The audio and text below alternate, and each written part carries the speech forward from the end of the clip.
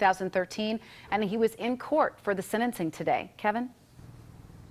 And when I spoke with her, she was still recovering from a violent sexual assault, but she said she wanted to speak up to tell other women to come forward and identify that suspect. They did. And today he was sentenced for a long list of crimes. What brings us here is the defendant's reign of terror. Andrake Morris was a teenager when he began sexually assaulting and robbing women. Now 20 years old, Morris will spend 23 years to life in prison.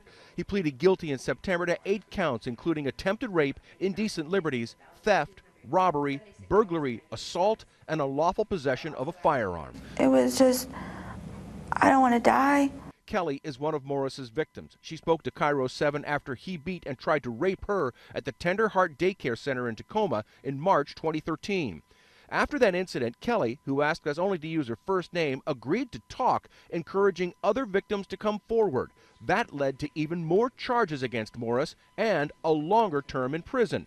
I spoke with Kelli again after he was sentenced. With coming to you at first and talking to you and then having more women come out and say, hey, he did this or that to me, that he was going to ultimately get justice. And we would all get justice. Kelli says she's happy Morris will spend so many years behind bars, but she broke down when she was told she could have the wedding ring he stole nearly 2 years ago back, now that it was no longer needed to be held as evidence. That's what I started crying over.